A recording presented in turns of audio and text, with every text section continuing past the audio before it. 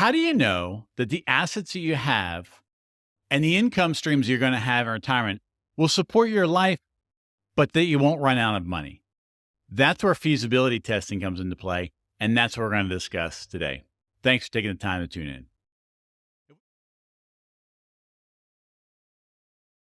If we haven't met before, I'm Planner Mike, a certified financial planner professional and owner of True Wealth Financial. I believe that retirement should be prosperous, enjoyable, and purposeful. But a lot of people struggle with navigating the path into retirement, and it makes sense. It's all new. Plus, it's complex, confusing, and challenging. This show is dedicated to helping Christians create and optimize their retirement plan so that they can retire with confidence. Again, so glad you've taken the time to tune in. So today I want to talk about the second way we can go about feasibility testing. The idea here is it'll give you a reasonable assurance that you can live the life that you want in retirement, but not run out of money. Because if you can solve this, it will greatly help you retire with confidence and with peace. Now, generally speaking, there's two ways to go about doing this. One is the idea that you take from today and you project forward. The other one is you go out to the future and you basically bring it back to the present. Last week, we talked about Monte Carlo simulation and probability of success. That's the idea that you take from today and you project out over a randomized 1,000 sequence of returns of how the market might project, and you aggregate them and you look at an overall probability of success. That's called Monte Carlo simulation. A lot of financial planning software has that baked in. For example, in our practice, we use Right Capital. It's in there. A lot of the financial advisors use eMoney or Money Guide Pro. They're baked into there. But there's also some independent home-based platforms that you can use. For example, a New Retirement Planner. You can find it at newretirement.com, now called Bolden, is a retail level financial planning platform that integrates Monte Carlo simulation. I know, for example, Mrs. Beautiful works at Raytheon, and RTX has essentially baked in that platform into their financial wellness program. It's also my understanding that some investment platforms like Fidelity or Charles Schwab have baked it into some of their tool sets that you can use on their platforms as well. But if you don't have access to those or you don't want to use those, I want to give you another way that you can essentially try to test your retirement plan for feasibility. Again, feasibility is the idea, is this feasible?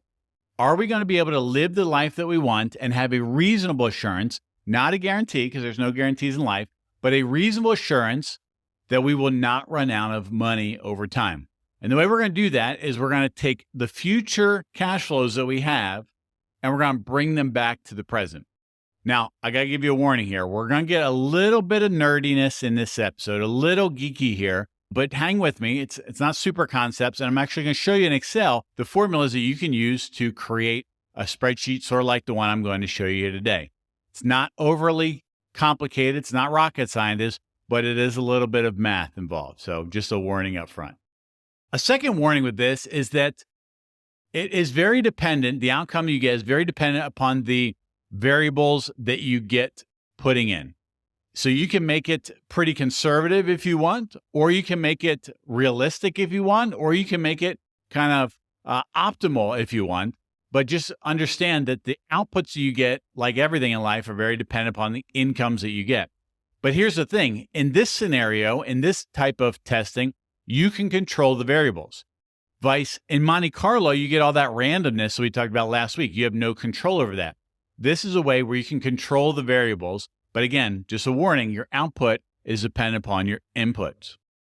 So the way we're going to go about doing this is what's called net present value. Net present value is based upon essentially two things: some sort of interest rate and some sort of time factored cash flows, right? So I'm going to jump into Excel here and give you a very basic understanding of what net present value is that'll help you understand that. Okay, starting out with some basic concepts here. Let's say we have $1,000 today and we want to invest that in the future, and we're going to get a 10% rate of return, right? So we started today with $1,000. We're going to invest it, earn 10% over a year, And in the future, next year, we're going to have $1,100, right? So we call this obviously an interest rate. This is what we call a future value, right? The amount of money that we'll have in the future. And then this is what we call a present value, what we're starting with here.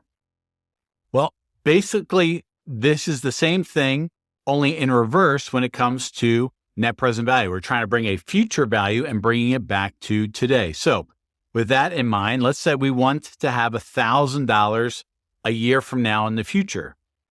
How much do we have to have today?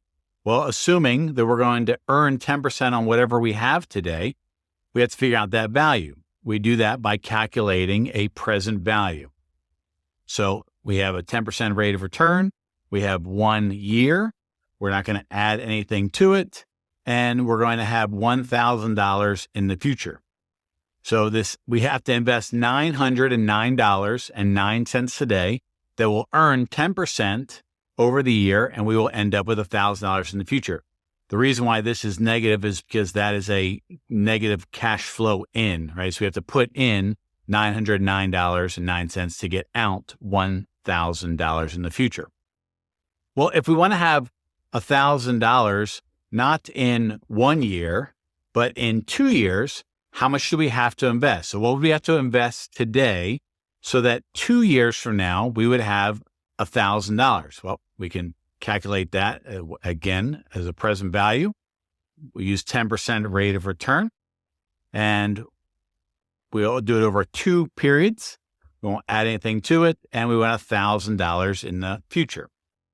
So we'd have to invest $826.45. So this is the idea of, instead of now calling this a interest rate, we call this the discount rate. Because we're bringing back a future value, we're discounting it back to today.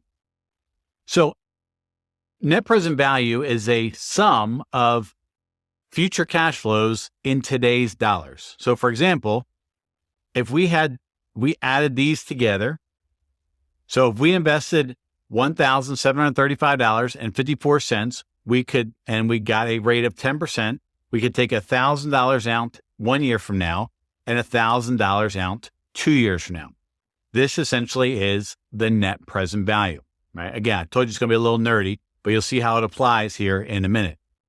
So now let's go back to that idea today holistically, right? So net present value requires 2 things. It requires a discount rate, or use 10% just as our example, and future cash flows. So how much do we need today? Cash flow 0, cash flow 1 a year from now, and cash flow 2. So we want $1,000 a year from now, and we want another $1,000 2 years from now.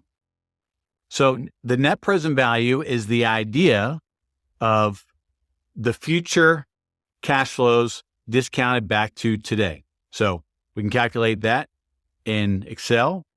Net present value requires 2 things. It requires a rate and a future stream of cash flows.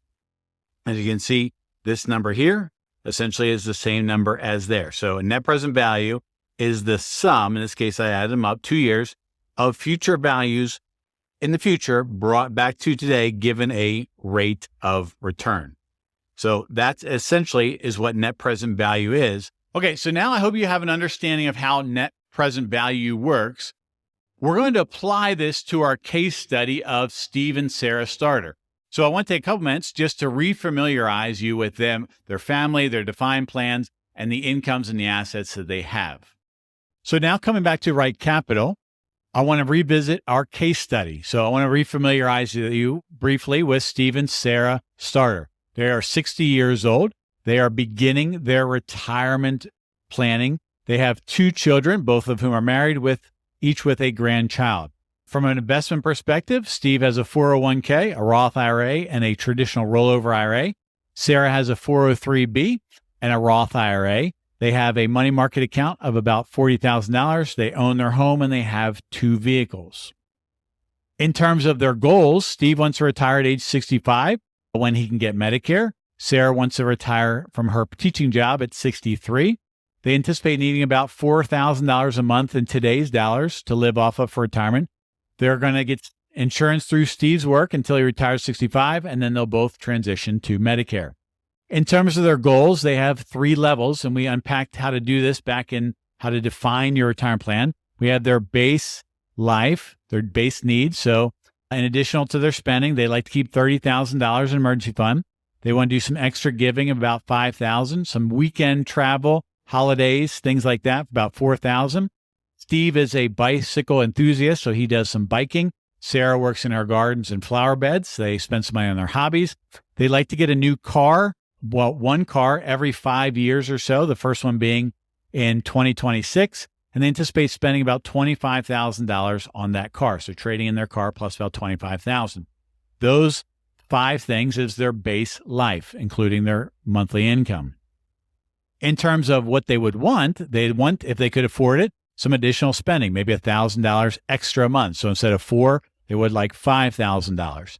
They like to do some extra travel, a missions trip once a year, as well as an overseas trip. They like to do some additional giving. If they could afford it, they'd like to get a nicer car. So instead of spending $25,000, they like to spend $35,000 on that every 5 years. They like to give some money for the grandkids' college. So those are their wants, if they can afford those. In terms of wishes, the extraordinary things, the luxurious things, if you will, Sarah would like to take the kids and the grandkids to an all-inclusive Disney trip. Steve would like to bike the Tour de France path in France. They like to go on a world cruise. They like to leave each of their children $500,000 at death. And they like to leave their church an additional $200,000. In terms of income that they have, Steve has his income as a project manager. Sarah has hers as a teacher. Steve's going to work 2 years after doing some part-time consulting after he retires from his primary job, working part-time for about 2 or 3 years, and then getting Social Security at age 67, where he would maximize the spousal benefit for Sarah. Sarah has a little pension that will start at age 63 when she retires. She'll get her Social Security at 65. She anticipates maybe getting an inheritance from her parents, essentially in the next 10 years or so, of about $200,000. They're contributing to their retirement plans at work, as well as their Roth IRAs, and they have a couple of other expenses in terms of they have some pre-living expenses now, which is similar to their retirement expenses, as well as some insurance that they pay primarily through Steve's payroll deduction.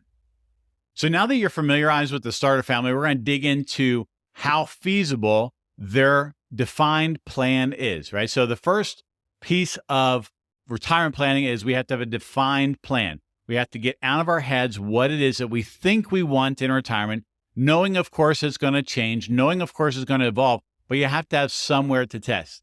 Step 2 in our maturity models here is to determine, is the defined plan feasible based upon the incomes and the assets that we have? That's what we're going to look in today for Steve and Sarah. If you're finding this information helpful or valuable, please hit the like button. It'll let me know to do more shows like this. Plus, it's a great way to say thank you. So the way we're going to go about doing this is we're going to take their needs, wants, and wishes from their defined plan, as well as their future pensions, essentially Social Security and Sarah's teacher pension, and we're going to bring them back to today's values on a balance sheet.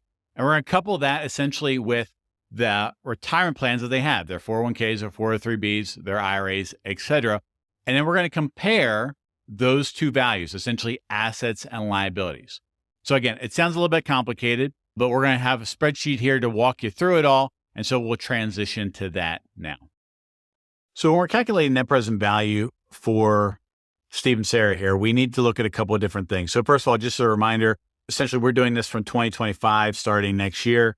Steve is currently 60. He's going to retire in 5 years. We're planning a life expectancy to 90. Sarah is also 60. She'll be retiring at 63. Also the life expectancy of 90, right? So that will dictate how many years we're going out into the future. Additionally, there's going to be a handful of various different rates associated with this. So tax rate, you'll see how that comes into play. Social Security COLA rate is the idea that Social Security increases every year. Now, it varies every year based upon inflation, so we don't know what it's going to be. So as a default, we're going to use what the trustee report from Social Security recommends, which is 2.4%. Could be higher, could be lower. For example, 2025, it was 2.5%, so it's higher. Last year is 3.2%. So obviously it varies year to year. We don't know what it'll be. Similar to inflation, right? We don't know what inflation will be. It could be the Federal Reserve is trying to get it down to a 2%. That's their target rate. Historically, since 1960 till present, it's averaged about 4%. So somewhere in between there. Same thing with your investments. Your investments could be pretty conservative, getting 5-6%. Like last year, you could get 5% in a money market account, interest-free. So that's great, or risk-free, I should say. If you're investing holistically in the market, an average, the S&P has done about 12% rate of return given its history. So somewhere in between those two numbers is where you're at. We're going to use the middle two of those numbers, and you'll see how these assumptions play out in the larger value in the end. Those two will give us a net present value rate of an inflation-adjusted rate of return, right? So an inflation-adjusted rate of return, that's going to be our net present value that we're using, that we're discounting it back to today.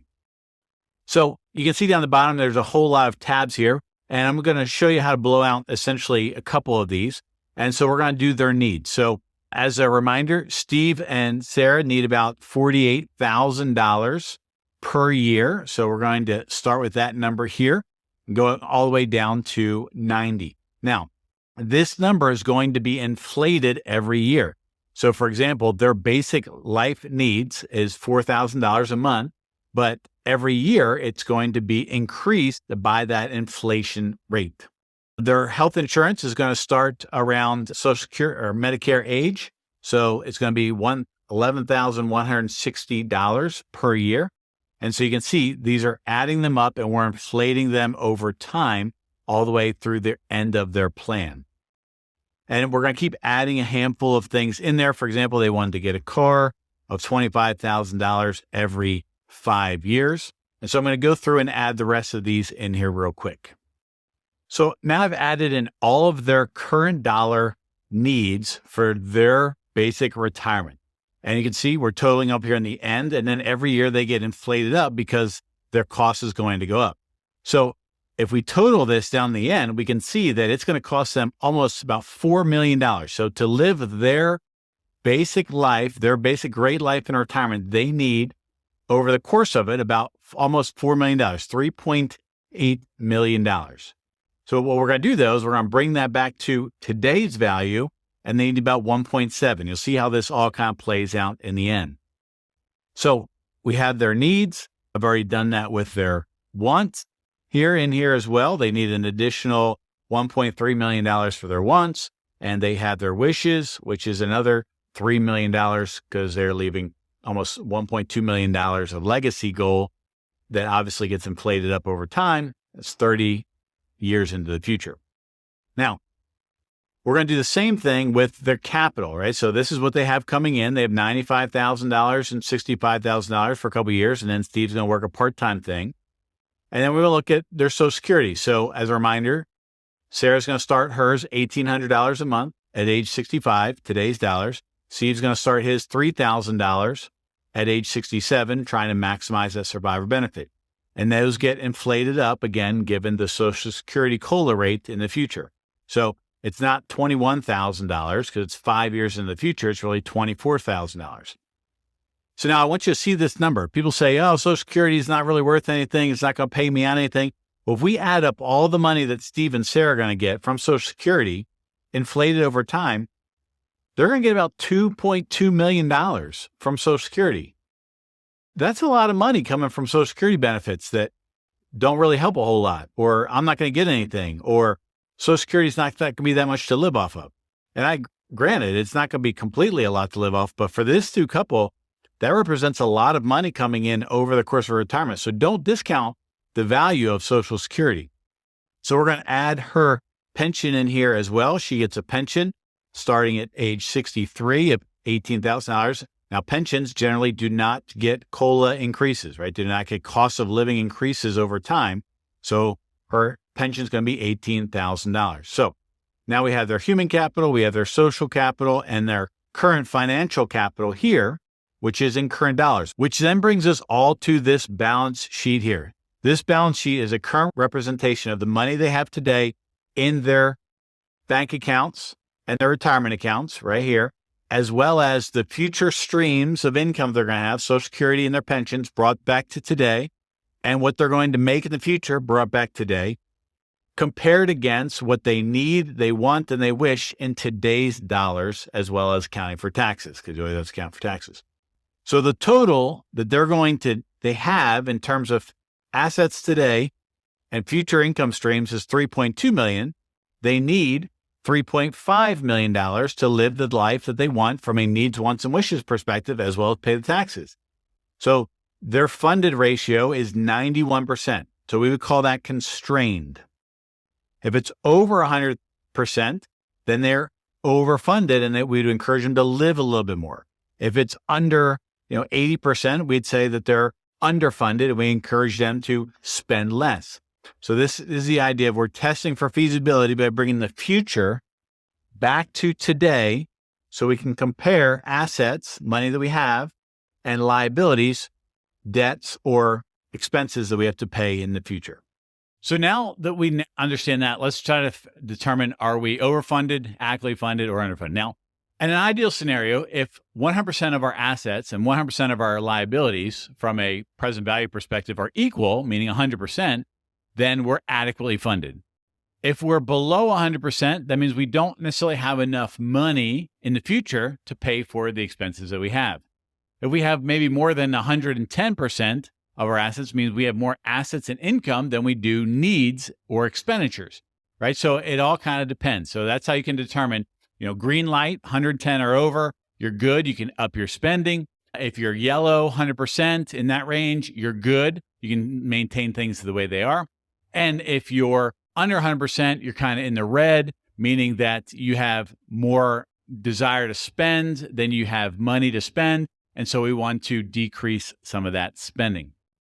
Now, again, going back to our assumptions, the assumptions that we put into this have a large outcome. So for example, there's essentially two different rates that we've been using here to calculate this. We've been using an inflation rate. What's inflation going to happen over time? Which of course we have no idea about. And number two, what's an average rate of return we're going to get from our investments? Again, we have no idea. So you could take a very conservative approach, which is the idea that we have high inflation and low returns on our investments. And that's going to drive up your needs and drive down your current amounts. And you're going to have a more conservative approach. Ideally, you could take a more aggressive approach if you want to, where you have low inflation, maybe 2%. That's what the Fed's trying to target over time. And high returns, 10, 12% in the market.